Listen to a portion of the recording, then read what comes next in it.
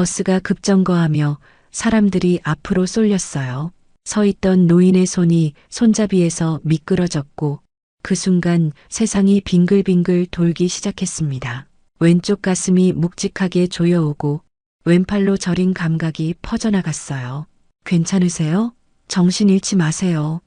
라는 목소리가 들렸지만 점점 멀어지고 있었습니다. 가을비가 내리던 화요일 오전, 박민석 할아버지는 3개월 만에 정기 검진을 위해 집을 나섰어요.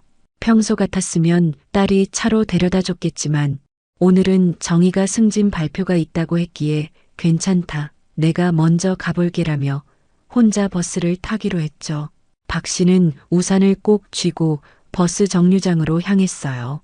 은퇴한 지 5년 대학병원 심장외과 과장으로 40년 넘게 일했던 손길은 이제 아침 신문을 넘기고 텃밭에 상추를 따는 일상적인 움직임만 남았습니다. 한때는 아이의 선천성 심장 질환을 고치고 교통사고 환자의 찢어진 대동맥을 살려낸 그 손이었는데 말이죠. 버스 정류장에 도착한 박 씨는 비를 피해 서 있던 사람들 사이에 자리를 잡았어요. 의사 시절부터 몸에 밴 관찰 습관 때문인지 정류장에 서 있는 사람들의 표정을 하나하나 살폈습니다. 젊은 여성은 계속 시계를 확인하며 초조한 표정을 짓고 있었고 교복 입은 학생은 이어폰을 끼고 음악에 맞춰 발을 까딱거리고 있었어요. 박 씨는 문득 병원 대기실에서 환자들의 표정을 살피던 시절이 떠올랐습니다. 수술은 성공적일 겁니다. 걱정 마세요. 아이의 심장은 이제 정상적으로 뛸 거예요. 그때는 이런 말 한마디로 환자와 가족들에게 안도감을 줄 수 있었지만 이제는 그저 귀가에 들려오는 지나간 메아리 같았습니다. 버스가 도착하고 사람들이 우르르 올라탔어요. 박 씨도 천천히 버스에 올라 카드를 찍었습니다. 노약자석을 찾아 눈으로 훑어보았지만 모든 자리가 이미 차 있었어요. 평소 같았으면 괜찮았겠지만 오늘따라 왼쪽 무릎이 유독 아팠습니다. 지난주부터 느껴지던 무릎 통증이 비 오는 날씨 탓인지 더 심해진 것 같았어요. 더구나 최근 들어 가끔씩 호흡이 가빠지고 심장이 불규칙하게 뛰는 증상도 있었습니다. 심장 전문의였던 그로서는 이 증상들이 의미하는 바를 너무나 잘 알았죠. 박 씨는 한숨을 살짝 내쉬고 손잡이를 꽉 잡았어요. 버스 안은 젖은 우산과 빗물로 습기가 가득했고 사람들의 숨결로 유리창은 뿌옇게 흐려져 있었습니다. 창밖으로 보이는 도시의 풍경은 박 씨가 수십 년간 봐온 익숙한 모습이었어요. 저 왼쪽에 보이는 현대의료원이 바로 그가 평생을 바쳐 일했던 병원이었습니다. 그곳에서 박 씨는 얼마나 많은 생명을 구했을까요?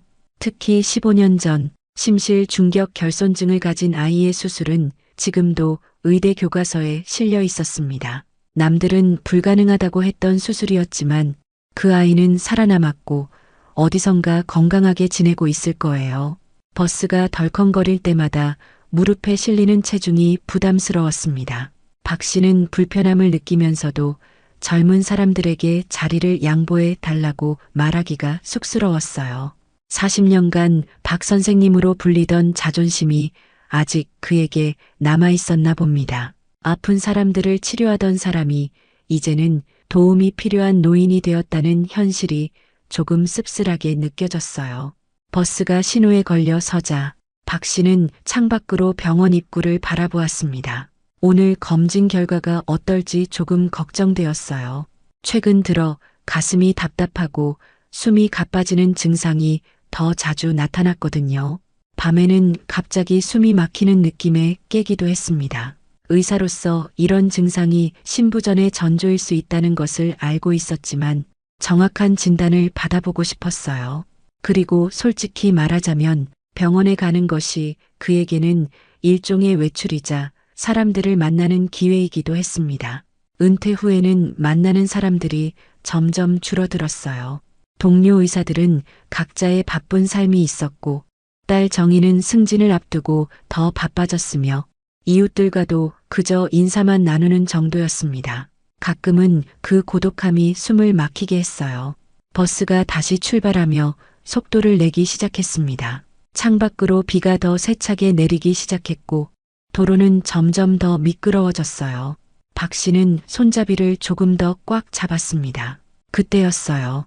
앞에서 달려오던 차가 갑자기 끼어들었고 버스 기사가 급브레이크를 밟았습니다. 버스 안에 사람들이 앞으로 쏠렸고 박 씨의 손이 미끄러졌어요. 균형을 잃은 그 순간 갑자기 가슴이 조여들었습니다. 왼쪽 팔에 저린 감각이 퍼지며 통증이 밀려왔어요. 심장이 마구 뛰기 시작했고 숨을 쉬기가 힘들어졌습니다. 세상이 빙글빙글 돌기 시작했고 시야가 좁아져 갔어요. 할아버지, 괜찮으세요? 정신 잃지 마세요. 젊은 남자가 재빠르게 사람들 사이를 뚫고 왔습니다. 그는 즉시 박 씨의 맥박을 확인하고 옆으로 눕혔어요. 그의 손동작은 어딘가 익숙하고 능숙했습니다. 마치 의료인처럼 말이죠. 주변 승객들의 반응은 제각각이었어요. 어떤 사람들은 놀라서 자리에서 일어났고 몇몇은 당황해서 뒤로 물러났으며 한 여학생은 걱정스러운 표정으로 가까이 다가왔습니다. 119에 신고했어요. 라고 누군가 외쳤어요. 박 씨는 희미한 의식 속에서 자신을 돕는 청년을 바라보았습니다. 그 청년의 얼굴에는 걱정과 집중력이 동시에 담겨 있었어요. 특히 그의 손동작은 의료인처럼 정확하고 숙련되어 있었습니다. 맥박이 불규칙해요. 호흡도 가빠요. 청년은 주변 사람들에게 말하며 박 씨의 와이셔츠 단추를 풀어주었어요. 의식이 점점 흐려지는 가운데 박 씨는 이 청년의 목에 걸린 병원 아이디 카드를 희미하게 보았습니다. 그리고 왼쪽 가슴 부근에 보이는 희미한 수술 흉터, 어딘가 익숙한 모양이었어요. 인생이란 참 아이러니하다는 생각이 들었습니다. 한때는 생명을 구하던 의사였던 자신이 이제는 누군가의 도움이 필요한 환자가 되었으니 말이죠. 그리고 자신을 도와주는 이 청년은 또 어떤 사연을 가지고 있는 걸까? 의식이 점점 더 흐려지는 가운데 박 씨는 이 낯선 청년의 얼굴을 기억하려고 노력했어요. 하지만 곧 다시 어둠이 그를 덮쳤습니다. 그리고 모든 것이 조용해졌어요. 사이렌 소리가 멀리서 점점 가까워졌어요. 박 씨는 희미한 의식 속에서 그 소리를 들었습니다. 눈을 뜨려고 했지만 몸이 그의 말을 듣지 않았어요. 누군가 계속해서 자신의 손을 잡고 있다는 느낌이 들었습니다. 따뜻하고 단단한 손이었어요. 오랜만에 느껴보는 안정감이었습니다. 곧 구급차가 도착할 거예요. 의식을 잃지 마세요. 심장 박동이 불규칙합니다. 청년의 차분하지만 전문적인 목소리가 귓가에 맴돌았어요. 구급차가 도착하고 구급대원들이 버스에 올라왔습니다. 재빠르게 상황을 파악하고 박 씨를 이송 준비하는 모습이 희미하게 보였어요. 청년은 구급대원에게 박 씨의 상태를 정확하게 설명했습니다. 약 5분 전 급정거 후 쓰러지셨고 왼쪽 가슴 통증과 호흡곤란 호소하셨습니다.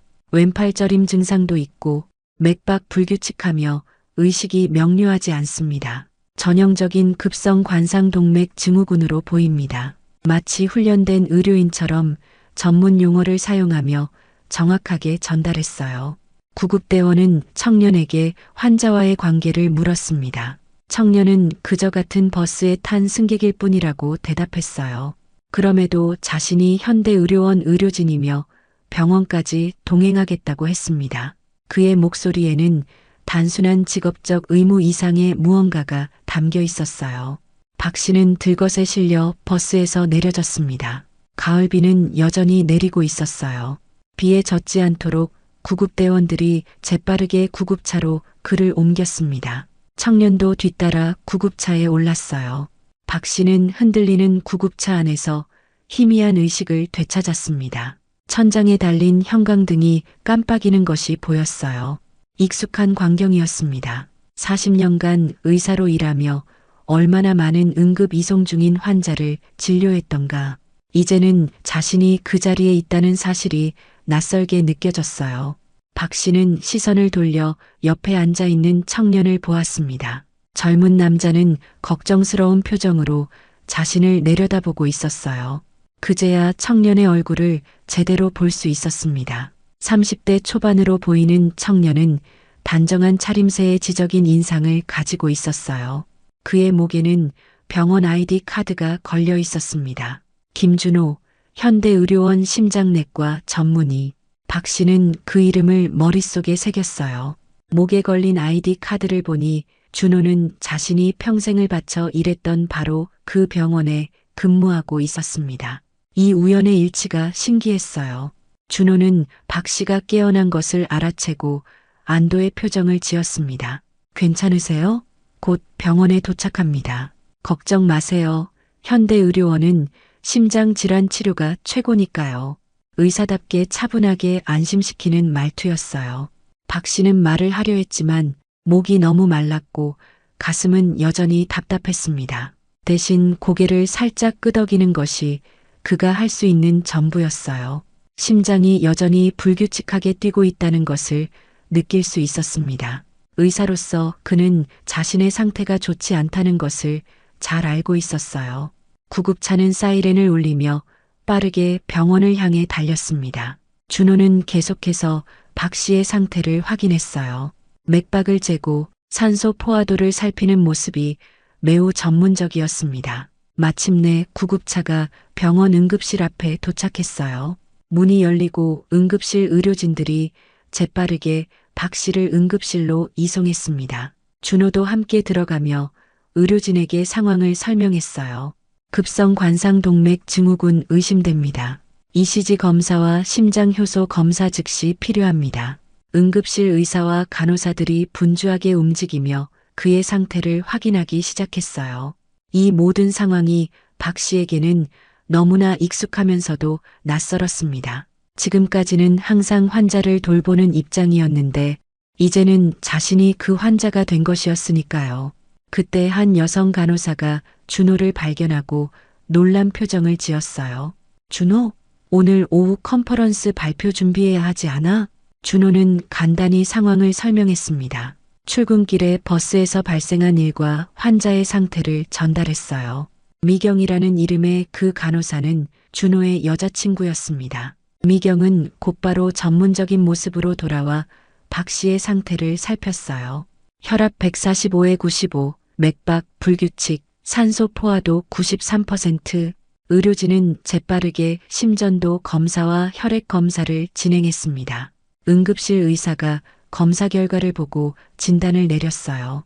불안정형 협심증입니다. 즉시 심장내과 입원 필요하며 CCU에서 모니터링해야 합니다. 상태에 따라 관상동맥 조영술이나 스텐트 시술 고려해야 할 것 같습니다.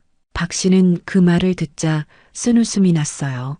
자신이 얼마나 많은 환자들에게 같은 설명을 했던가. 하지만 지금은 자신이 그 자리에 있다는 사실이 아이러니하게 느껴졌습니다. 미경이 환자의 신원을 확인하기 위해 가방에서 지갑을 꺼냈어요. 신분증을 보는 순간 그녀는 놀란 표정을 지었습니다. 박민석, 혹시 박민석 교수님이신가요?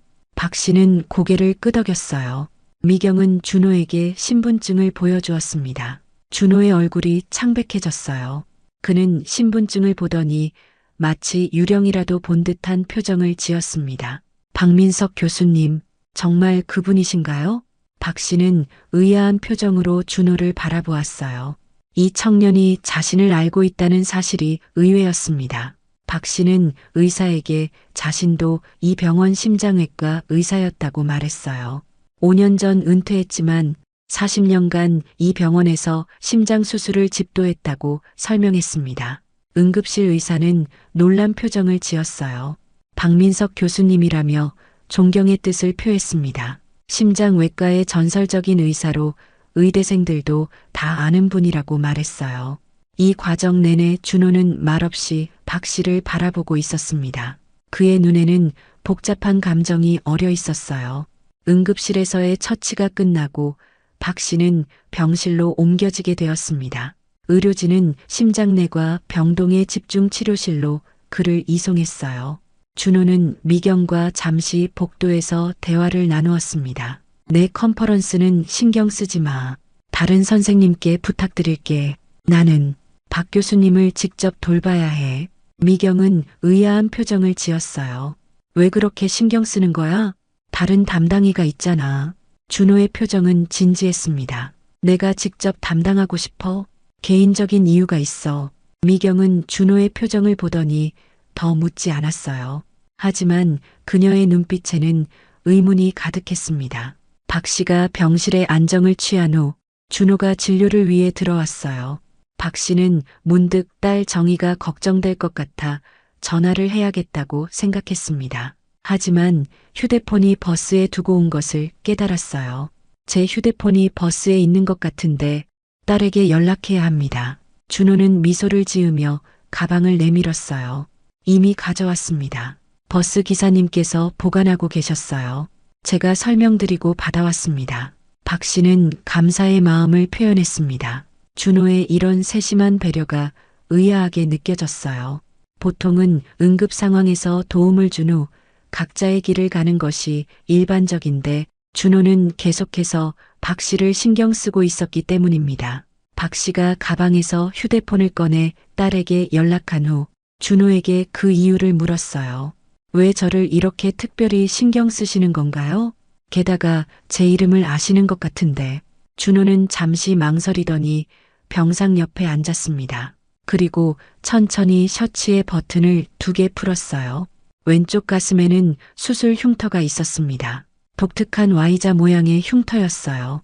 그 모양을 본 순간 박 씨는 숨이 멎는 것 같았습니다. 그 특이한 Y자 모양의 흉터는 그가 20년 전 개발한 독특한 수술 방식의 흔적이었어요.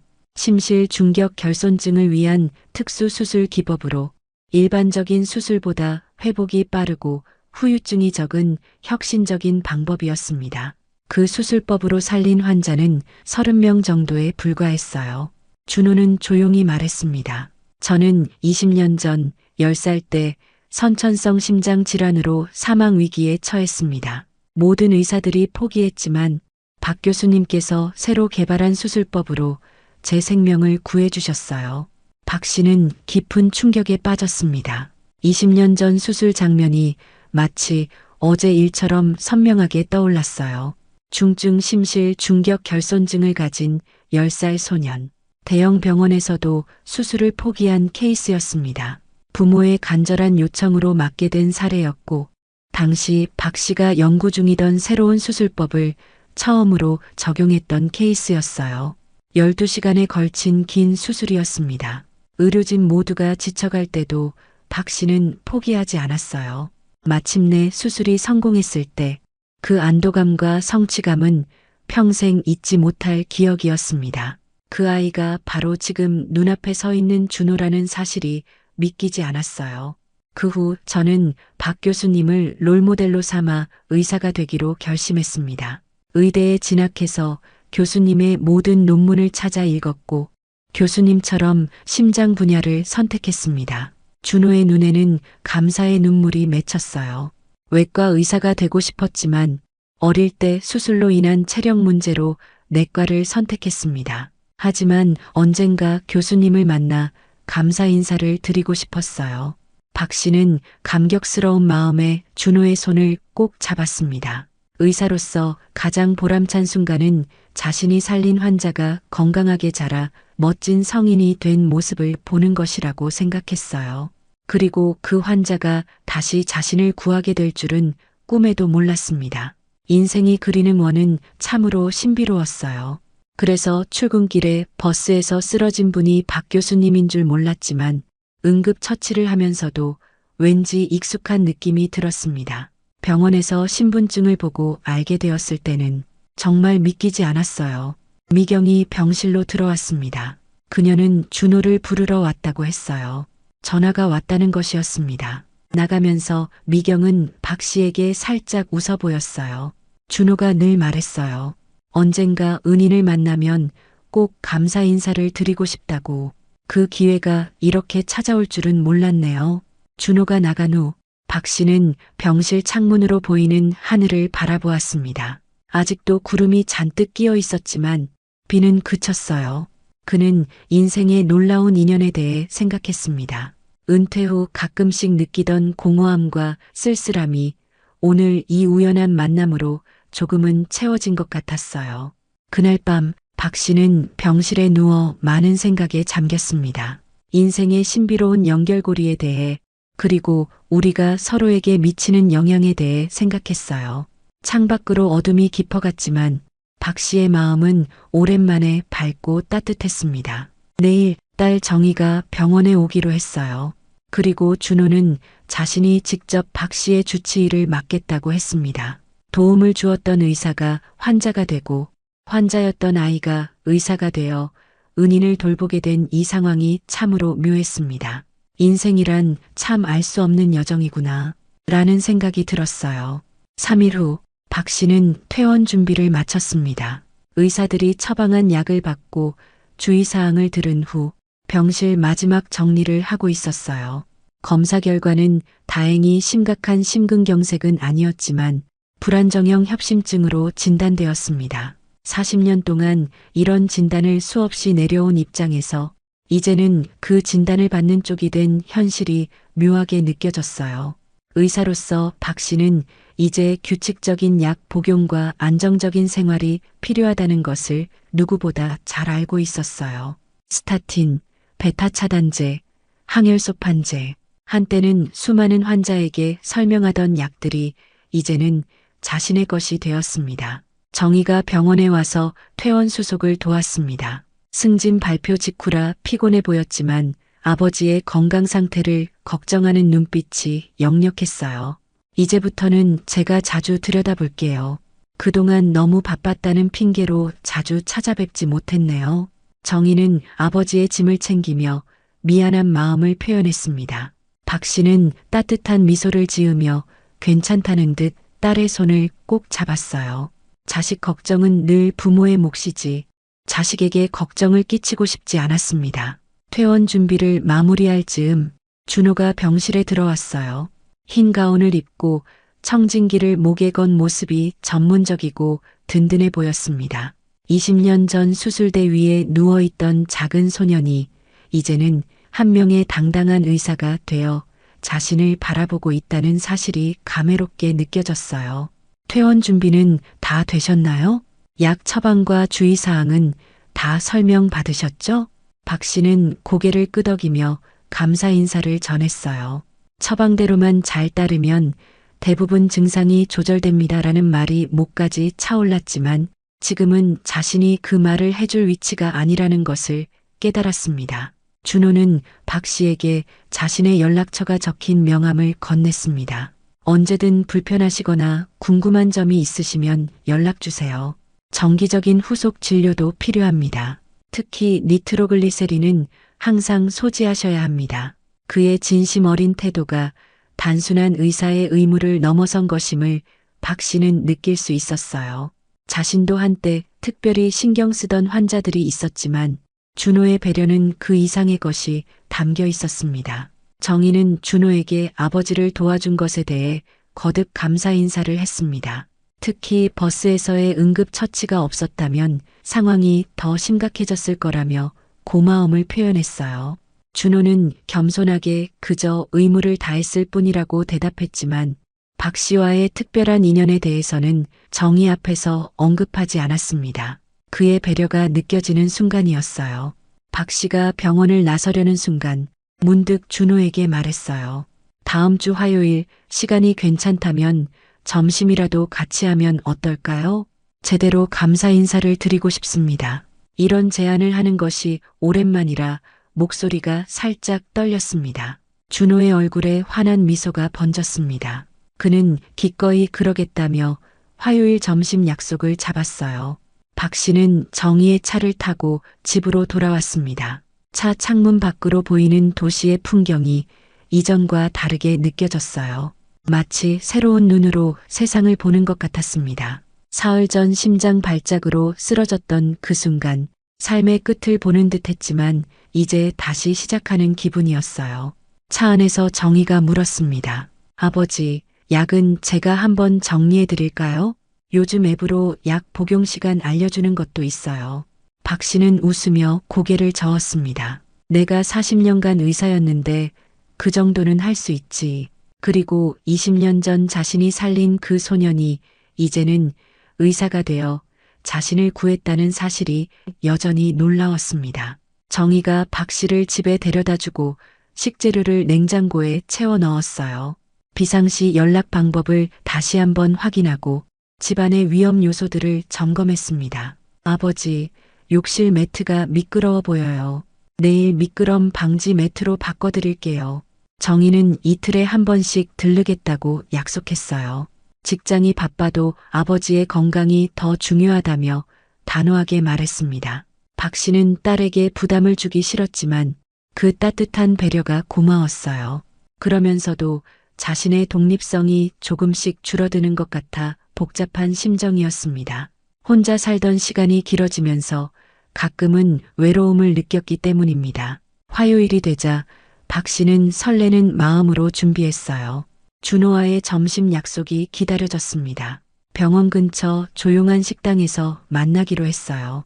2시에 준호는 병원 업무가 끝난다고 했습니다. 박 씨는 약속 시간보다 조금 일찍 도착해 창가 자리에 앉았어요. 햇살이 따뜻하게 들어오는 자리였습니다. 오랜만에 느끼는 기대감이었어요. 은퇴 후에는 이런 설렘을 느낄 일이 많지 않았습니다. 정확히 약속 시간에 준호가 도착했어요. 병원 가운 대신 깔끔한 셔츠 차림이었습니다. 준호는 박 씨를 보자 환한 미소로 인사했어요. 병원에서의 권위 있는 의사가 아닌 스승을 만난 제자처럼 한층 편안한 모습이었습니다. 그는 자신이 특별히 좋아하는 이 식당의 메뉴를 추천했습니다. 여기 연어 샐러드가 정말 좋아요. 심장 건강에도 좋고요. 두 사람은 천천히 식사를 하며 이야기를 나눴어요. 준호는 자신의 어린 시절과 수술 후 겪었던 일들에 대해 이야기했습니다. 수술 후 회복 과정이 쉽지는 않았어요. 1년 정도는 학교 체육 시간도 참여하지 못했고 친구들이 놀릴 때도 있었습니다. 그의 목소리에 잠시 그때의 아픔이 묻어났어요. 하지만 교수님 덕분에 제가 다시 태어났다고 생각합니다. 부모님은 항상 교수님을 은인이라고 말씀하셨어요. 박 씨는 그 말을 들으며 가슴이 따뜻해졌습니다. 의사로서의 보람을 다시 한번 느꼈어요. 준호는 수술 후 의사가 되기로 결심했다고 말했습니다. 특히 박 교수의 논문들을 찾아 읽으며 심장에 관한 지식을 쌓았다고 했어요. 의대 시절에는 박 교수가 개발한 수술법에 대한 연구 보고서를 제출하기도 했습니다. 박 씨는 준호의 이야기를 들으며 자신의 의료 인생이 결코 헛되지 않았음을 느꼈어요. 자신이 그토록 몰두했던 의학 연구와 술기 개발이 이렇게 다음 세대로 이어지고 있다는 사실이 감격스러웠습니다. 은퇴 후에는 가끔 내가 했던 일들이 의미 있었는지 회의가 들 때도 있었어요. 하지만 당신을 만나고 나니 그런 생각이 사라졌습니다. 준호는 진지한 표정으로 박 씨의 말에 귀 기울였어요. 대화가 이어지는 동안 박 씨는 문득 준호의 가슴에 있는 흉터가 궁금해졌습니다. 수술 흉터는 많이 불편하지 않나요? 그 당시에는 흉터를 최소화하는 기술이 지금처럼 발달하지 않았거든요. 준호는 살짝 웃으며 대답했어요. 어릴 때는 친구들이 놀릴까봐 걱정했지만 지금은 오히려 자랑스럽게 생각합니다. 이 흉터 덕분에 제가 살아있으니까요. 그는 잠시 망설이다가 셔츠 단추를 두어 개 풀고 흉터를 보여주었습니다. 20년이 지났지만 여전히 선명한 Y자형 흉터가 있었어요. 그것은 박 씨가 개발한 특수 접근법의 흔적이었습니다. 이 수술법은 당시 제가 연구 중이던 새로운 방식이었어요. 기존 수술보다 접근 각도를 달리해서 회복 속도를 높이고 합병증을 줄이는 방법이었죠. 박 씨는 의학적 열정이 다시 살아나는 것을 느꼈어요. 그는 준호에게 수술 과정과 당시 연구 상황에 대해 상세히 설명했습니다. 준호는 마치 소중한 강의를 듣는 학생처럼 열심히 경청했어요. 가끔 전문적인 질문을 던지기도 했습니다. 준호의 질문 하나하나가 의학적으로 깊이 있어 박 씨는 감탄했어요. 단순히 살아남은 환자를 넘어 뛰어난 의학적 소양을 갖춘 의사로 성장한 모습이 자랑스러웠습니다. 내과를 선택한 이유가 있나요? 외과 의사가 되고 싶지 않았나요? 준호는 잠시 생각에 잠기더니 대답했어요. 사실 교수님처럼 외과 의사가 되고 싶었습니다. 하지만 수술 후유증으로 오랜 시간 서 있는 것이 힘들어서 내과를 선택했어요. 그의 솔직한 답변에 박 씨는 고개를 끄덕였습니다. 의사의 길은 결코 쉽지 않다는 것을 누구보다 잘 알고 있었어요. 그래도 심장내과를 선택한 것은 교수님의 영향이 컸습니다. 심장이라는 장기의 매력을 느꼈고 그것이 제 운명이라고 생각했어요. 대화가 이어지는 동안 미경에게서 전화가 왔습니다. 준호가 잠시 통화를 하는 모습을 보며 박 씨는 그와 미경의 관계가 궁금해졌어요. 통화를 마친 준호는 미경이 오늘 저녁 식사를 함께 하자고 제안했다고 말했습니다. 미경과는 어떻게 만났나요? 준호는 부드러운 미소를 지으며 이야기했어요. 병원에서 만났습니다. 미경은 제가 처음 발령받은 심장내과 병동의 수간호사였어요. 처음에는 엄격한 선배로만 생각했는데 함께 일하면서 서로를 알아가게 되었습니다. 박 씨는 그들의 이야기를 들으며 자신의 젊은 시절을 떠올렸어요. 자신도 병원에서 만난 간호사와 결혼했었지만 아내는 10년 전 암으로 떠나고 말았습니다. 준호는 박 씨에게 최근의 건강 상태를 물었어요. 흉통은 없으세요? 운동할 때 호흡곤란은요? 약은 잘 복용하고 계시나요? 퇴원 후 약은 잘 복용하고 있는지, 식사는 규칙적으로 하는지 등 세심하게 체크했습니다. 그의 질문에 박 씨는 의사가 아닌 환자로서 솔직하게 대답했어요. 가끔 약 먹는 것을 잊을 때가 있어요. 평생 남에게 약을 처방하다가 정작 내가 먹으려니 적응이 안 되네요.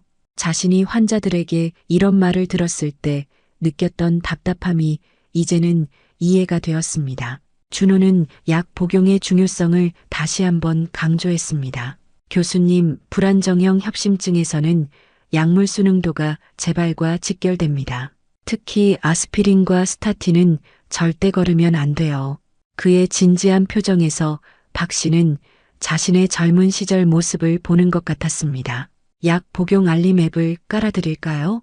요즘 어르신들도 많이 사용하세요. 박 씨는 살짝 불편한 표정을 지었지만 말로 표현하지는 않았어요.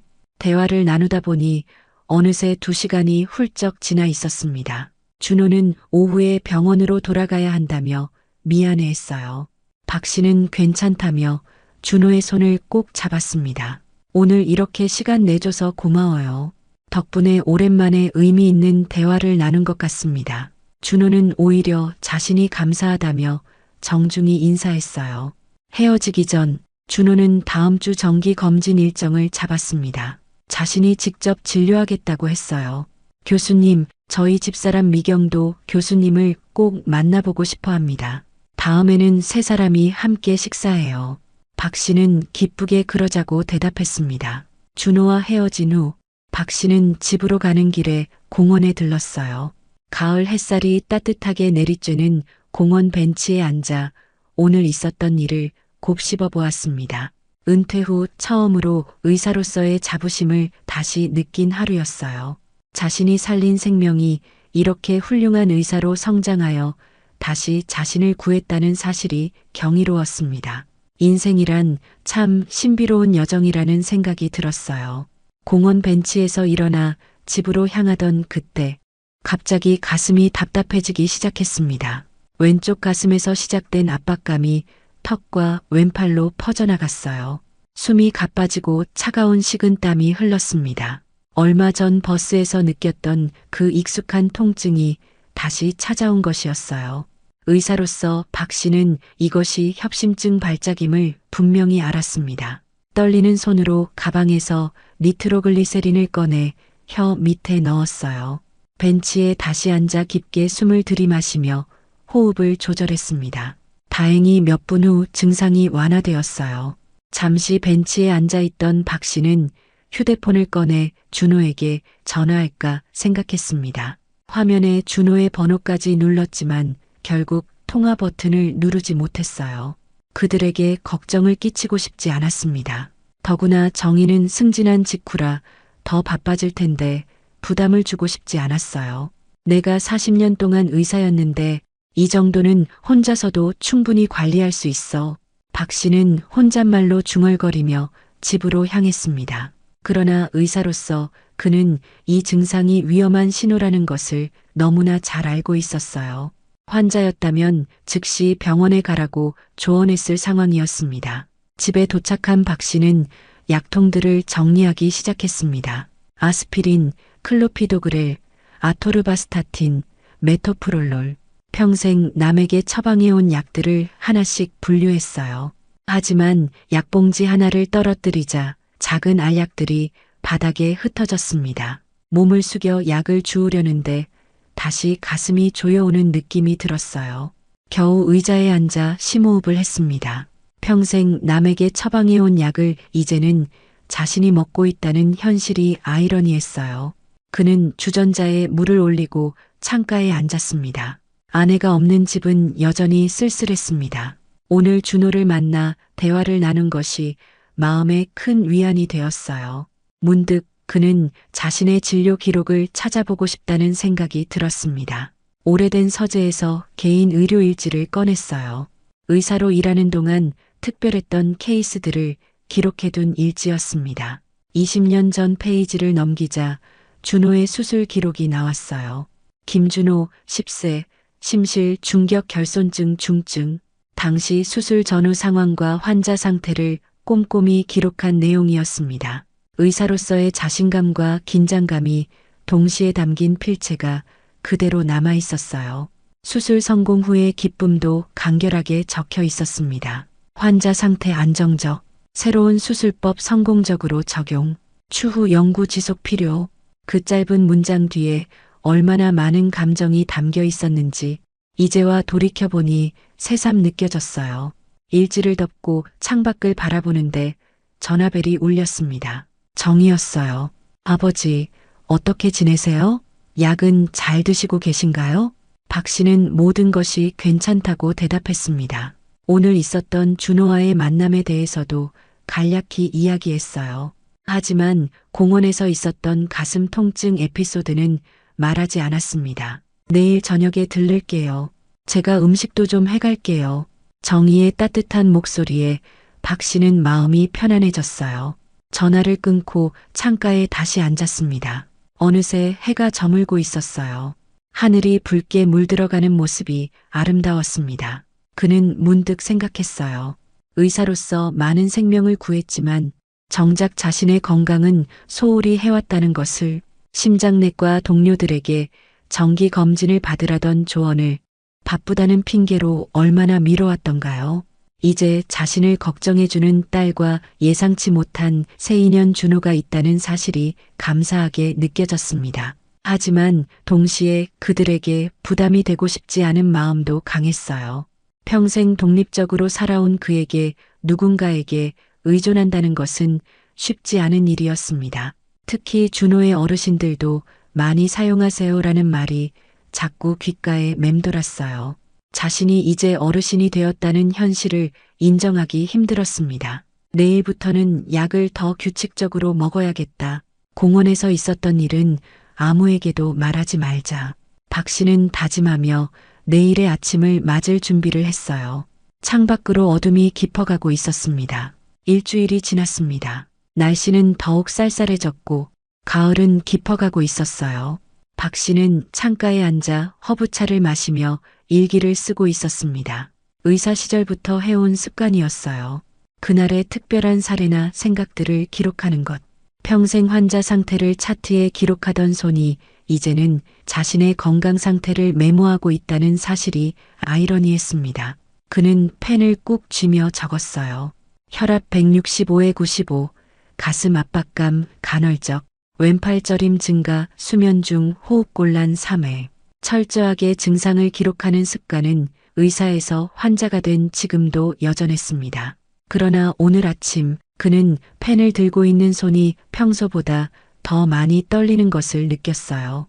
왼쪽 팔의 저림도 심해졌고 밤에는 숨이 막혀 여러 번 잠에서 깼습니다. 일기장을 덮고 혈압을 다시 측정했어요.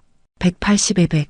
박 씨는 측정값을 보며 깊은 한숨을 내쉬었습니다. 40년간 환자들에게 이 수치는 매우 위험합니다라고 수없이 말했던 그가 이제는 그 말을 듣는 당사자가 되었어요.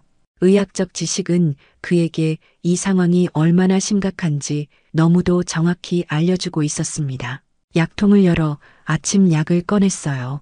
그리고는 잠시 고민하다가 베타 차단제와 이뇨제를 한 알씩 더 추가했습니다. 스스로 처방을 수정하는 것이었죠. 환자에게 절대 권하지 않았을 행동인데 그는 씁쓸한 표정으로 중얼거렸습니다. 약을 손에 쥔 채 준호의 목소리가 귓가에 맴돌았어요. 교수님, 약물 용량은 절대 임의로 조절하면 안 됩니다. 심장 약물은 특히 더 그렇습니다. 의사와 상담 후 조절하셔야 해요. 의사로서 그는 준호의 충고가 정확하다는 것을 알고 있었습니다. 그러나 환자로서의 그는 다른 마음이 들었어요. 내가 40년간 이 약들을 처방했는데 누구보다 잘 알고 있어. 병원에 가면 또 입원시키려 할 테고 그런 시간 낭비를 할 순 없어. 결국 더 많은 약을 삼키고 창가에서 깊은 숨을 내쉬었습니다. 정희는 어제 와서 냉장고를 채워두고 갔어요. 바쁜 와중에도 아버지를 챙기려는 모습이 고마웠지만 동시에 부담스러웠습니다. 정희야, 아빠 괜찮아. 너무 자주 오느라 힘들지 않니? 라고 말했지만 정희는 자주 봐야 안심이 된다며 고집을 부렸어요. 박 씨는 거울을 바라보았습니다. 눈 아래 다크서클이 짙어졌고 얼굴은 전보다 더 창백했어요. 한때는 환자들에게 자신감 넘치는 목소리로 진단을 내리던 외과 의사였는데 이제는 자신의 모습을 보는 것조차 힘든 노인이 되었습니다. 내가 언제부터 이렇게 노인이 되었지? 그 단어를 떠올리는 것 자체가 불편했어요. 준호도 일주일 전 검진 이후 매일 전화를 해왔습니다. 약은 잘 먹고 있는지, 증상은 없는지, 건강관리는 잘하고 있는지 체크했어요.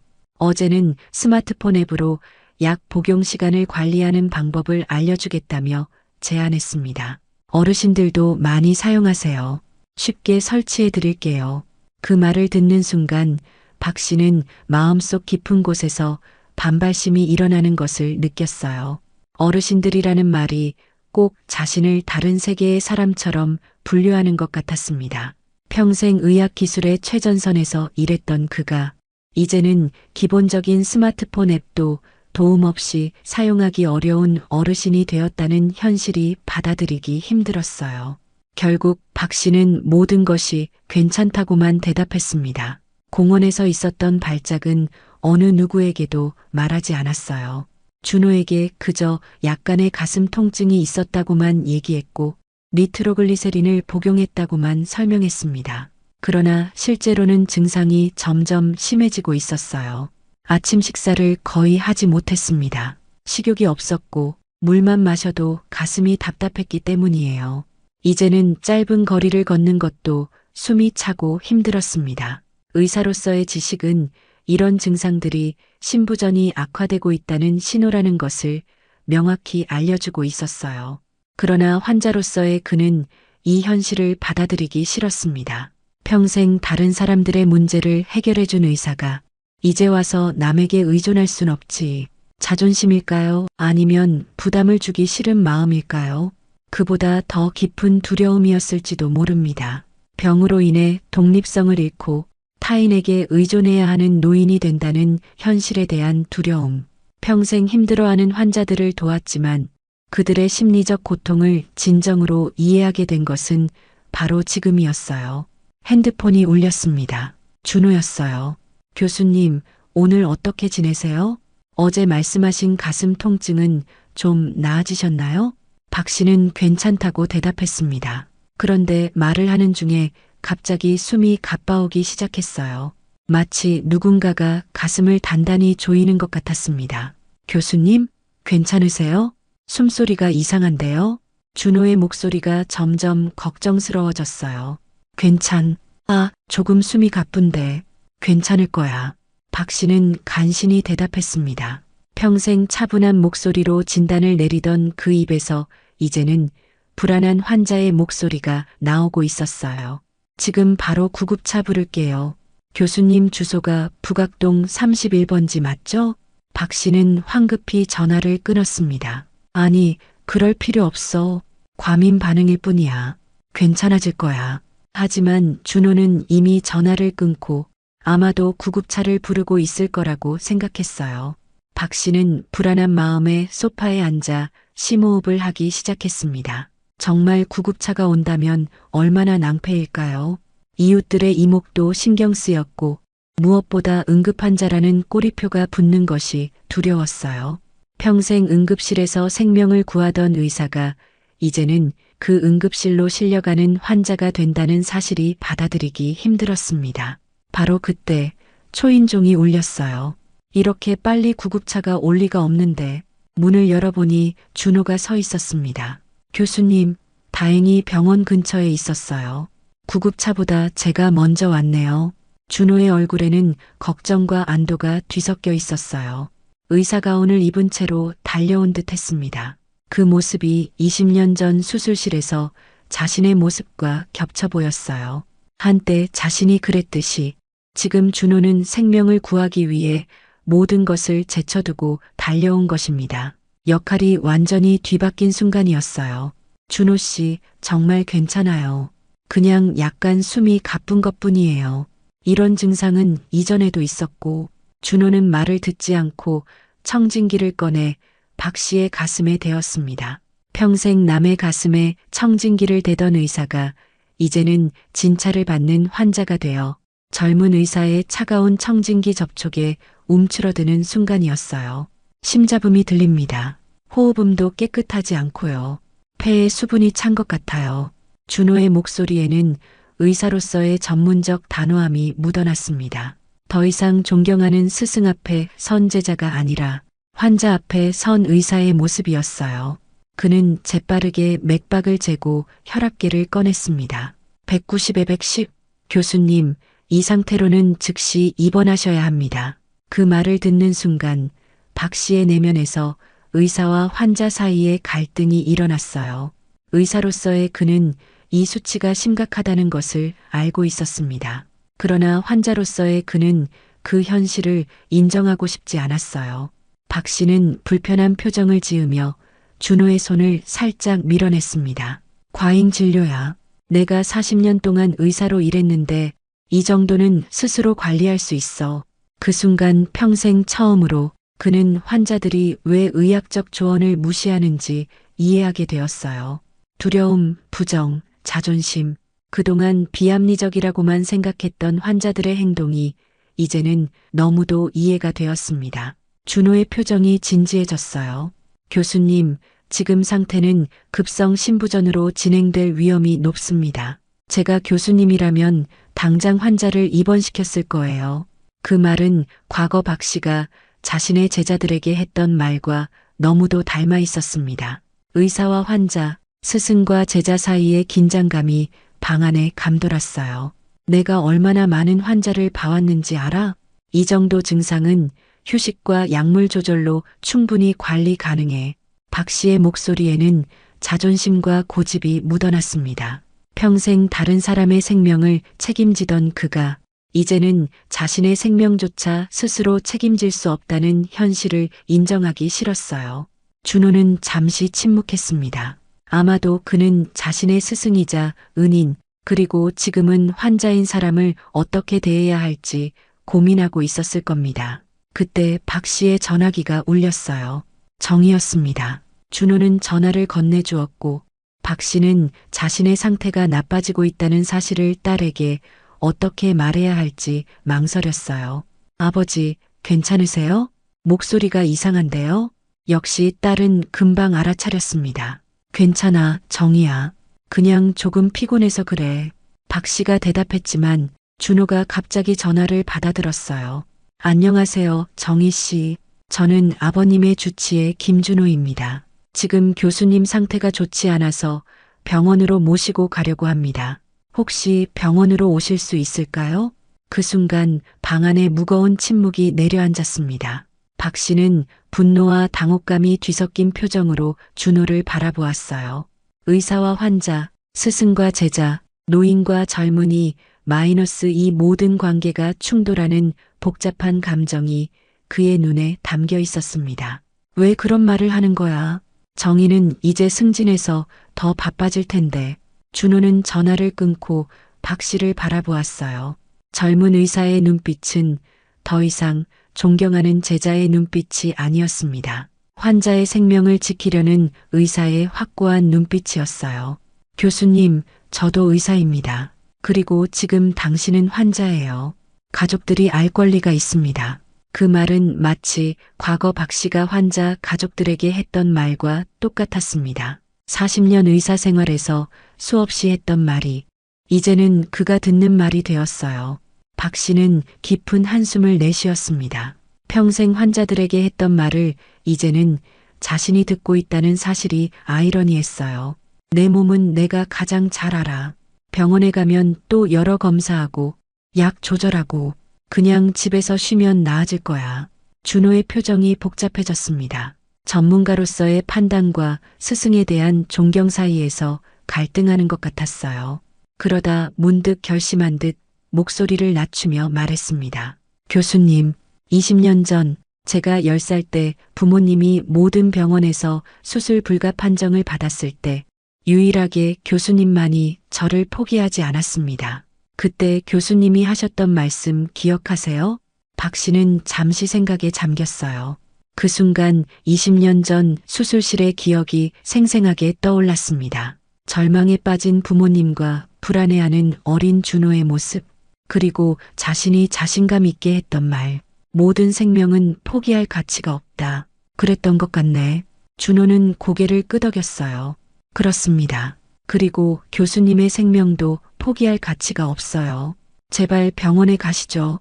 그 순간 과거와 현재가 완벽하게 뒤바뀐 것 같았습니다. 한때는 자신이 환자의 생명을 위해 싸웠고 이제는 준호가 자신의 생명을 위해 싸우고 있었어요. 20년이라는 세월이 흘러 역할이 완전히 바뀐 것입니다. 그 깨달음의 순간 박 씨는 갑자기 극심한 가슴 통증을 느꼈습니다. 마치 가슴을 누군가가 강하게 누르는 것 같았어요. 숨을 쉴 수 없을 정도로 고통스러웠습니다. 그는 소파에서 미끄러지듯 쓰러졌어요. 준호가 재빠르게 다가와 박 씨를 붙잡았습니다. 교수님, 정신 차리세요.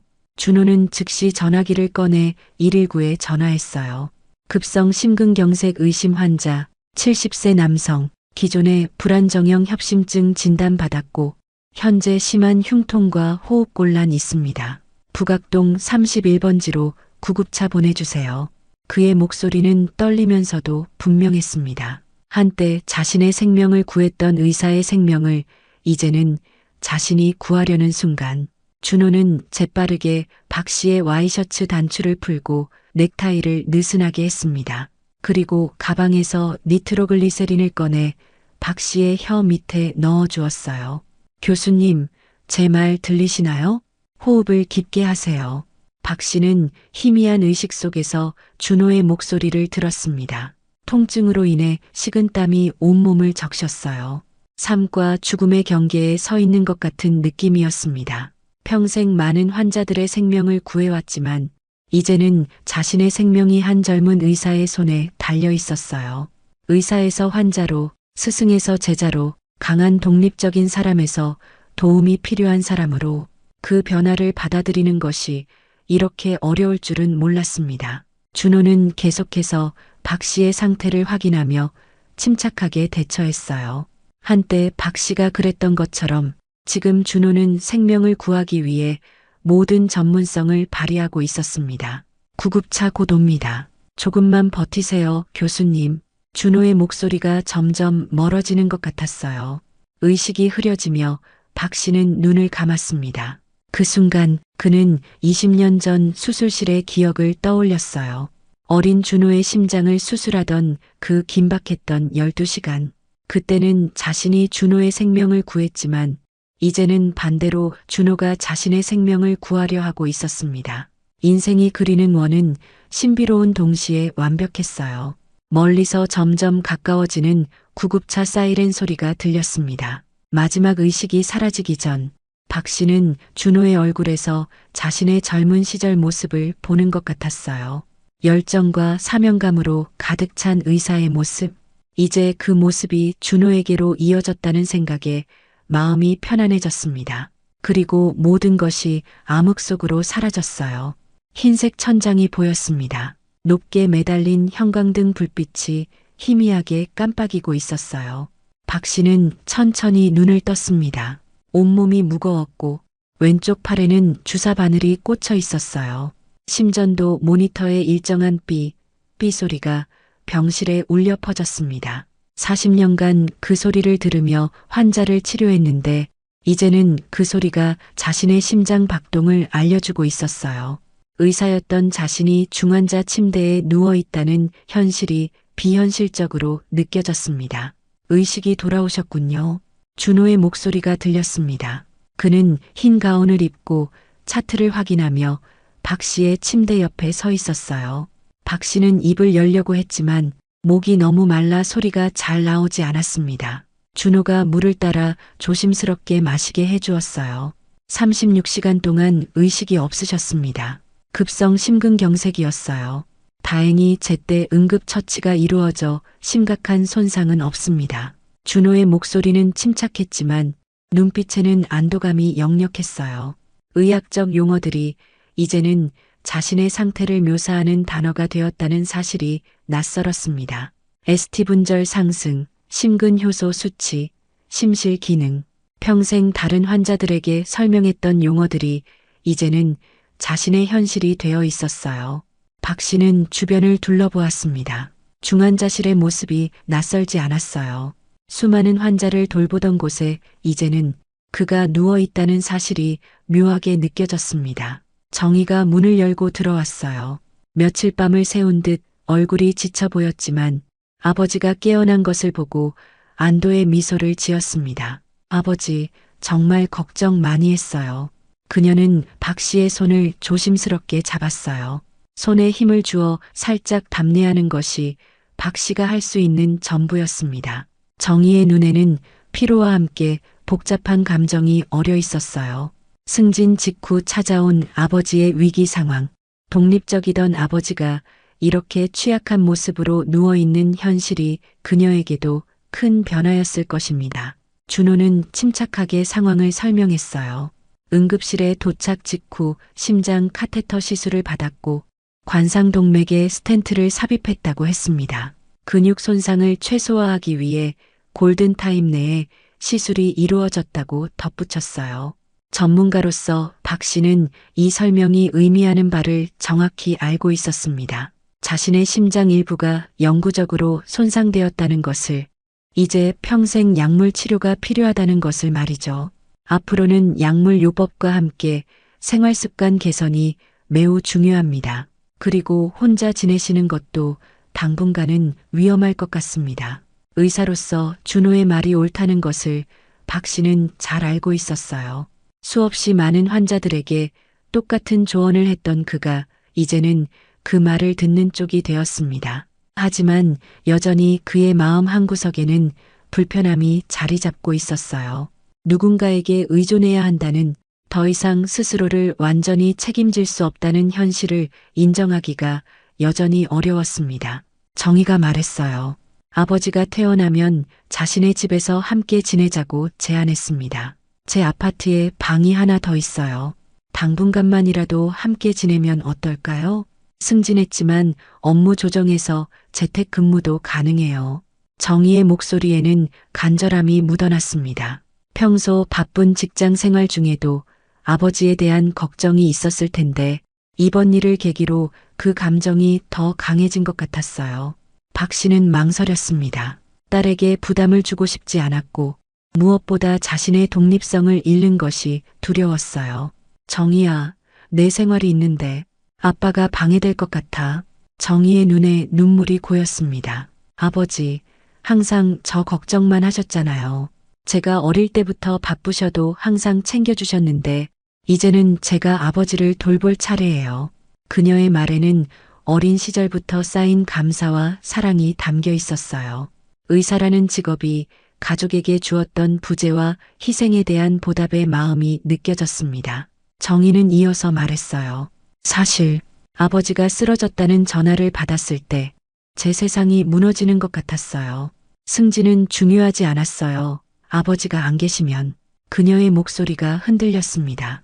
박 씨는 이번 일을 겪으며 자신의 건강이 본인뿐 아니라 가족에게도 얼마나 중요한지 깨달았어요. 자신의 고집이 딸에게 얼마나 큰 걱정과 고통을 주었는지 이제야 제대로 이해했습니다. 며칠 후 박 씨는 일반 병실로 옮겨졌어요. 회복 속도가 빨라 의료진도 놀랐다고 했습니다. 하지만 그는 의사로서 회복에 시간이 필요하다는 것을 잘 알고 있었어요. 자신의 심장 근육이 얼마나 손상되었는지, 그것이 앞으로의 삶에 어떤 영향을 미칠지 너무나 정확히 알고 있었습니다. 그 의학적 지식이 때로는 불안감을 더하기도 했어요. 병실 창문으로 바라본 하늘은 맑았습니다. 팔걸이 의자에 앉아있던 준호가 말했어요. 교수님의 수술 기록을 꼼꼼히 살펴봤다고 했습니다. 20년 전 자신의 수술 당시 상황도 모두 확인했다고 덧붙였어요. 제 수술 케이스가 교수님의 특수와이자 절개법의 첫 성공 사례였더군요. 그 수술이 의대 교과서에도 실려 있습니다. 전 정말 운이 좋았네요. 준호의 말에는 깊은 감사와 존경이 담겨 있었어요. 박 씨는 옛 기억을 떠올렸습니다.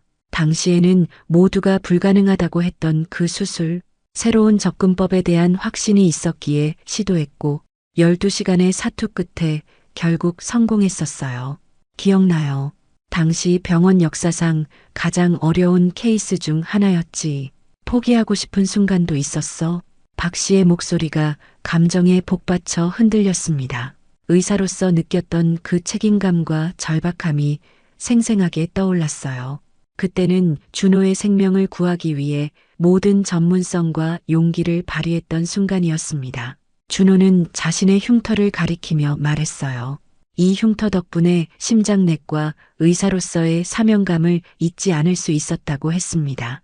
환자들에게 희망을 주는 의사가 되고 싶었다고 덧붙였어요. 그 말을 들으며 박 씨는 자신의 의사 생활이 이렇게 다음 세대로 이어지고 있다는 사실에 깊은 감동을 느꼈습니다. 준호는 잠시 망설이다 조심스럽게 말을 이어갔어요. 사실 교수님 케이스 정보를 미리 알고 있었어요. 병원 기록을 통해 교수님이 우리 병원에서 검진 받으신다는 것을 알았죠. 하지만 직접 말씀드리기가 쉽지 않았어요. 준호의 고백에 박 씨는 놀랐습니다. 우연이라고 생각했던 만남이 사실은 준호가 오랫동안 찾아왔던 인연이었다는 사실이 새삼 놀라웠어요. 그날 버스에서 우연히 만난 것도 아니었군요. 준호는 고개를 저었습니다. 정말 순수한 우연이었다고 말했어요. 병원 기록으로 교수님을 알고 있었지만 정작 눈앞에서 쓰러진 분이 박 교수님인지는 병원에 도착해서야 알게 되었다고 설명했습니다. 그 말을 들으며 박 씨는 인생의 신비로운 우연에 대해 생각했어요. 아무리 계획하고 준비해도 인생의 가장 중요한 순간들은 종종 예상치 못한 우연으로 찾아온다는 것을, 그리고 어쩌면 그것은 우연이 아닌 오랜 시간에 걸쳐 형성된 필연일지도 모른다는 생각이 들었습니다. 그날 오후 미경이 병실을 방문했어요. 그녀는 준호가 얼마나 열심히 박 씨의 케이스를 연구하고 치료 계획을 세웠는지 이야기해 주었습니다. 준호 선생님이 직접 스텐트 시술을 맡겠다고 고집했어요. 밤새 논문을 찾아보고 최신 치료법을 검토했죠. 내 은인의 심장은 내가 책임져야 한다고 하면서요. 미경의 말에 준호는 부끄러운 듯 웃었어요. 그저 최선을 다했을 뿐이라며 겸손하게 대답했습니다. 박 씨는 진심 어린 감사의 마음을 전했어요. 준호의 노력이 아니었다면 자신은 이 자리에 없었을 것이라고 말했습니다. 의사의 눈으로 보면 그의 시술은 완벽했고 의학적 판단도 정확했습니다. 하지만 의학적 기술 이상으로 그의 헌신과 진심이 느껴졌어요. 준호는 고개를 저었어요. 교수님 덕분에 제가 이 자리에 있는 겁니다. 제가 한 일은 그저 은혜를 갚은 것뿐이에요. 그 순간 박 씨는 자신의 삶이 얼마나 많은 사람들과 연결되어 있는지 깊이 깨달았습니다. 의사로서 살려낸 생명들이 이렇게 다시 자신에게 돌아온다는 것이 경이로웠어요. 병실에는 잠시 따뜻한 침묵이 감돌았습니다. 3명의 의료인과 1명의 환자가 각자의 위치에서 서로의 인생에 얽힌 복잡한 실타래를 바라보는 순간이었어요. 그날 밤 정희가 아버지의 짐을 정리하러 집에 다녀오겠다며 병실을 나섰습니다. 아버지, 집에서 필요한 것들 가져올게요. 책이나 특별히 챙겨올 물건 있으세요? 그녀의 질문에 박 씨는 침대 옆 테이블을 가리켰어요. 서재에 있는 의학 서적 한 권만 가져와 줄래? 심장학 책인데 40년 동안 내 곁에 있던 책이야. 정희는 부드럽게 미소 지었습니다. 아직도 공부하시려고요? 이제는 환자로서 쉬셔야 할 때예요. 의사가 아니라. 그 말에 박 씨는 잠시 생각에 잠겼어요. 평생 의사였던 자신이 이제는 완전히 환자의 정체성을 받아들여야 한다는 현실이 다시 한번 마음에 와닿았습니다. 준호와 미경도 자리를 비웠어요. 혼자 남은 박 씨는 창밖으로 보이는 도시의 불빛을 바라보았습니다. 40년간 바라본 그 풍경이 이제는 다르게 보였어요. 자신이 얼마나 많은 환자들을 치료했을까 생각해 보았습니다. 그들 중 몇 명이 지금 준호처럼 어딘가에서 자신의 직업을 이어가고 있을까요? 박 씨는 문득 병상 옆 테이블에 놓인 스마트폰을 집어들었어요. 준호가 퇴원 후 약 복용 관리를 위해 앱을 설치해 놓겠다고 했던 말이 생각났습니다. 어르신들도 많이 사용하세요라는 말에 반발심을 느꼈던 순간이 떠올랐어요. 그는 천천히 스마트폰 화면을 켰습니다. 낯설고 복잡해 보이는 아이콘들이 가득했어요. 같은 모양인데 색깔만 다른 앱들, 눌러야 할지 밀어야 할지 알 수 없는 화면. 의학 교과서보다 더 복잡해 보였습니다. 하지만 평생 의학이라는 복잡한 분야를 공부해온 그였기에 이 작은 기계도 익힐 수 있으리라 생각했어요. 손가락으로 조심스럽게 화면을 터치해 보았습니다. 아이콘을 누르자 새로운 창이 열렸어요. 약 복용 알림이라는 앱이었습니다. 준호가 미리 설치해 둔 것 같았어요. 화면에는 복용 시간과 약의 종류가 정리되어 있었습니다. 아침 7시 아스피린, 스타틴, 베타 차단제. 바로 자신이 평생 환자들에게 처방했던 약들이었어요. 손가락을 더 움직여 설정 부분을 들어갔습니다. 생각보다 어렵지 않았어요. 어르신들도 많이 사용한다. 이제 그 말이 부정적으로 들리지 않았습니다. 오히려 나 같은 사람도 배울 수 있다는 의미로 들렸어요. 화면을 좀 더 살펴보니 어떻게 알림을 설정하는지, 어떻게 복용 기록을 남기는지 조금씩 이해가 되었습니다. 한때는 복잡한 심장 수술법을 개발했던 그의 두뇌가 이제는 새로운 기술을 배우는데 집중하고 있었어요. 박 씨는 이제 자신이 의사가 아닌 환자임을, 독립적인 성인이 아닌 도움이 필요한 노인임을 조금씩 받아들이기 시작했습니다. 그것은 패배가 아니라 삶의 또 다른 단계로의 자연스러운 이행이라는 것을 깨달았어요. 다음 날 아침 준호가 회진을 왔습니다. 박 씨는 조금 더 편안한 마음으로 그를 맞이했어요. 약 복용 관리 앱 한번 가르쳐 주겠나? 어제 좀 둘러봤는데 아직 완전히 이해하지 못했어. 그 말에 준호의 얼굴에 환한 미소가 번졌습니다. 의사와 환자, 스승과 제자, 노인과 젊은이 사이의 벽이 조금씩 허물어지는 순간이었어요. 준호는 기꺼이 앱 사용법을 설명해 주었습니다. 약 복용 시간 알림부터 혈압 기록 방법까지 천천히 하나씩 알려주었어요. 여기 보세요. 약을 복용하면 이 체크박스를 누르시면 돼요. 그러면 기록이 남고 다음 복용 시간도 자동으로 계산됩니다. 준호의 설명은 환자를 위한 배려가 담겨 있었습니다. 의학 용어를 쉽게 풀어 설명하듯 기술적인 용어도 쉽게 풀어서 설명해 주었어요. 그리고 혈압이나 맥박 같은 측정값도 여기에 기록할 수 있어요. 그래프로도 볼 수 있고 이상 수치가 나오면 알림도 줍니다. 박 씨는 점점 앱의 기능을 이해하기 시작했습니다. 이게 다 돼? 생각보다 편리하네. 내가 젊었을 때는 환자 차트를 모두 손으로 기록했는데 박 씨는 진심으로 놀랐습니다. 평생 의학 지식을 쌓아왔지만 이런 새로운 기술에는 문외한이었어요. 그동안 거부감만 가지고 있었는데 막상 배우니 큰 도움이 된다는 것을 느꼈습니다. 사진도 찍을 수 있고 가족들과 건강 정보를 공유할 수도 있네. 새로운 기능을 발견할 때마다 박 씨의 눈빛이 점점 밝아졌어요. 준호는 미소 지으며 말했어요. 기술이 이렇게 발전한 것도 박 교수님 같은 분들이 의학을 발전시켜 왔기 때문이라고 했습니다. 새로운 수술법을 개발하는 것이나 새로운 앱을 배우는 것이나 결국은 모두 더 나은 삶을 위한 도전이라고 덧붙였어요.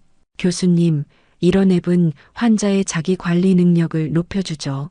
의사가 24시간 곁에 있을 수 없으니까요. 환자의 역할도 중요하다는 걸 교수님께서도 항상 강조하셨잖아요.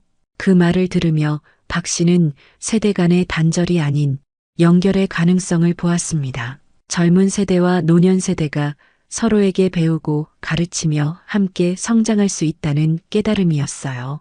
준호의 손가락이 화면을 가볍게 터치하며 앱의 다른 기능들을 보여주었습니다. 이런 알림 기능도 있어요.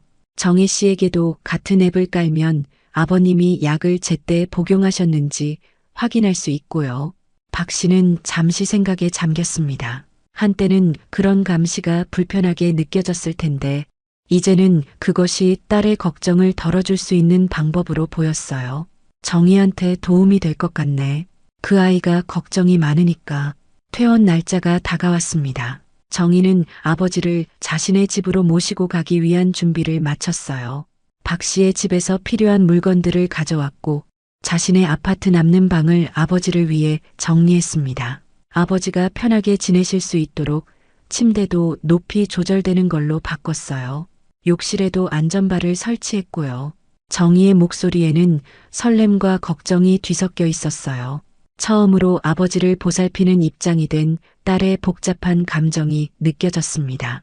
처음에는 딸의 제안을 거부하려 했지만 이제 박 씨는 도움을 받아들이는 것이 결코 약함이 아니라는 것을 이해하기 시작했어요.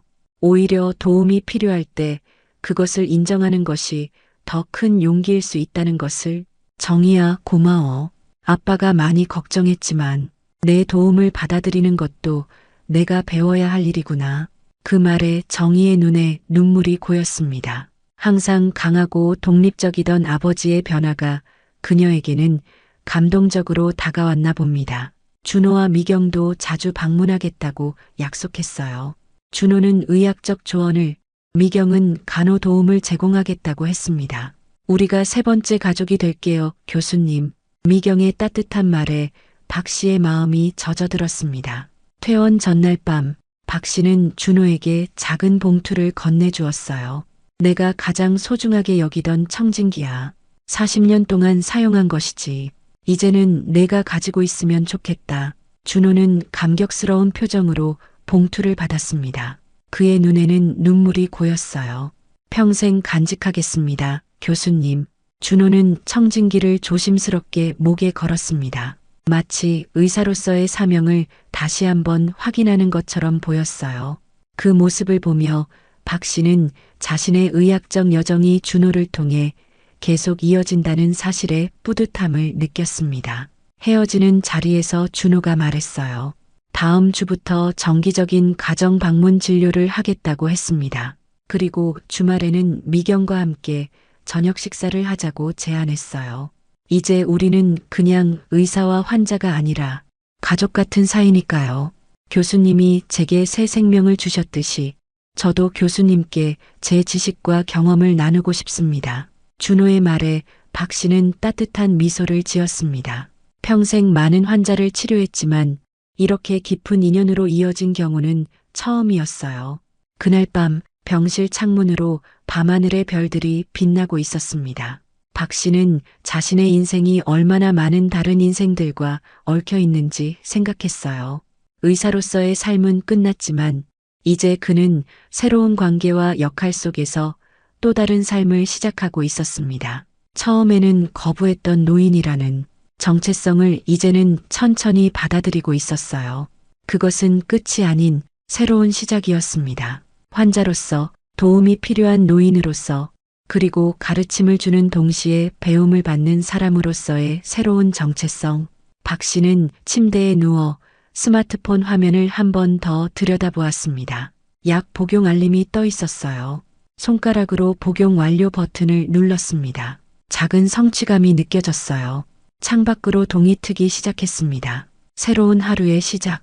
박 씨는 이제 의사가 아닌 환자로서, 독립적인 성인이 아닌 도움이 필요한 노인으로서의 인생을 받아들일 준비가 되어 있었어요. 그리고 그것은 결코 패배가 아니라 다른 형태의 승리였습니다. 인생의 또 다른 장을 시작하는 순간이었어요. 정희의 아파트로 이사한 지 한 달이 지났습니다. 박 씨는 베란다 안락 의자에 앉아 따스한 가을 햇살을 맞으며 차를 마시고 있었어요. 창밖으로 보이는 단풍이 물든 공원의 풍경이 아름다웠습니다. 정희의 집은 박 씨가 살던 집보다 햇빛이 잘 들어오고 전망도 좋았어요. 물론 처음에는 딸에게 부담을 주는 것 같아 마음이 불편했지만 이제는 조금씩 적응해가고 있었습니다. 정희가 세심하게 배려해준 덕분에 불편함 없이 지낼 수 있었어요. 침대는 높이 조절이 가능한 것으로 바꿔주었고 욕실에는 안전바도 설치해 넘어질 위험을 줄여주었습니다. 무엇보다 혼자 있는 시간이 길었던 이전과 달리 저녁이면 함께 식사하고 대화할 수 있다는 것이 큰 위안이 되었어요. 박 씨는 스마트폰을 집어들고 약 복용 알림 앱을 확인했습니다. 오후 2시 아스피린, 베타 차단제. 준호가 알려준 앱을 이제는 능숙하게 사용하는 모습이 자랑스러웠어요. 처음에는 어려웠던 화면 터치와 버튼 조작이 이제는 일상이 되었습니다. 한때는 자신이 환자들에게 처방해주던 약들을 직접 복용하고 있다는 사실이 아직도 가끔 낯설게 느껴졌어요. 약을 꺼내 한 알씩 입에 넣고 물을 마신 후 복용 완료 버튼을 눌렀습니다. 몇 초 후 정희에게서 메시지가 왔어요. 아버지, 약 잘 드셨네요. 오늘 회사에서 일이 일찍 끝나서 5시쯤 집에 갈게요. 약 복용 기록이 정희에게도 전송된다는 사실이 처음에는 불편했지만 이제는 딸의 걱정을 덜어줄 수 있어 오히려 좋게 느껴졌습니다. 박 씨는 미소를 지으며 알았다고 답장했어요. 테이블 위에는 준호가 가져다 준 의학 서적들이 놓여 있었습니다. 박 씨는 의사로서의 경험을 살려 준호의 의학 논문을 검토해주곤 했어요. 이제는 수술대를 떠났지만 그의 지식과 경험은 여전히 가치가 있었습니다.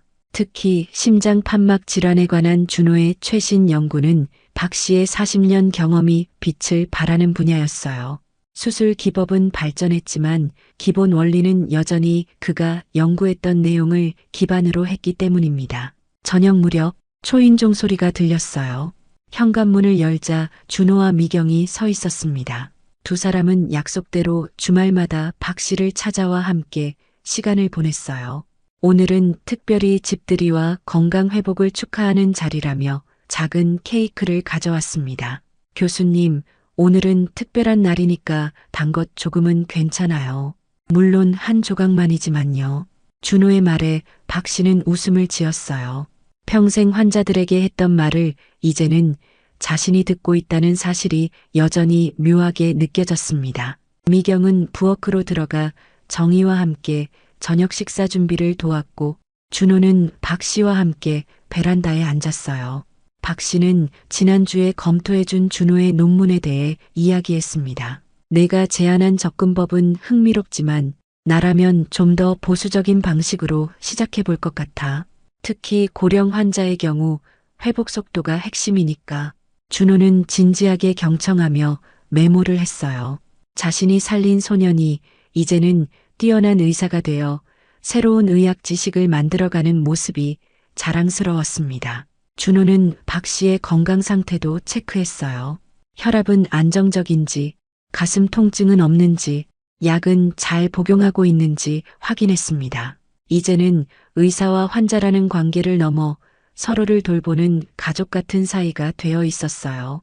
저녁 식사 시간, 네 사람은 테이블에 둘러앉았습니다. 정희가 준비한 건강식이 테이블에 가득했어요. 박 씨가 좋아하는 생선구이와 채소 반찬들, 저염식으로 조리된 요리들이었습니다. 아버지, 이 반찬들은 미경이 알려준 방법으로 만들었어요. 병원 식단을 참고했대요.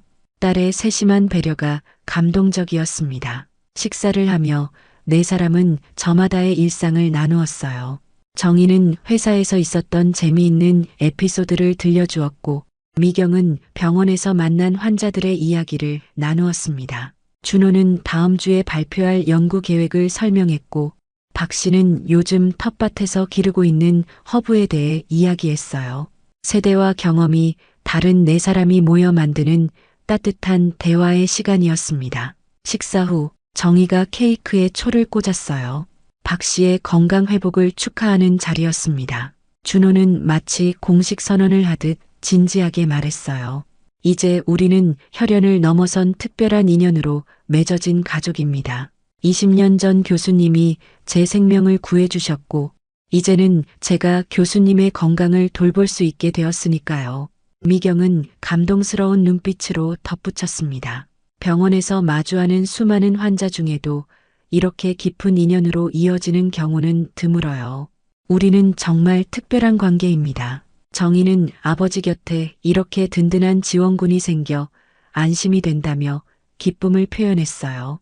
아버지, 혼자 계실 때 항상 걱정했는데 이제는 마음이 한결 편해졌어요. 박 씨는 촛불을 바라보며 만감이 교차했습니다. 은퇴 후 느꼈던 공허함과 쓸쓸함이 이제는 완전히 사라졌어요. 그는 촛불을 끄며 소원을 빌었습니다. 네 사람의 인연이 오래도록 이어지기를. 밤이 깊어가는 시간, 준호와 미경이 돌아간 후 박 씨는 정희에게 오늘 있었던 일을 이야기했어요. 처음으로 마트에 혼자 다녀온 것, 이웃 할머니와 인사를 나눈 것, 텃밭에 새로운 허브를 심은 것.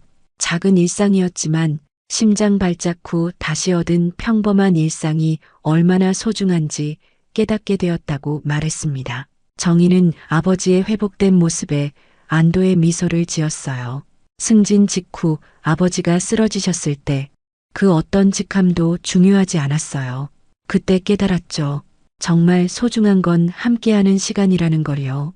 다음 날 아침 박 씨는 정희가 출근한 후 조용한 집에서 일기를 썼습니다.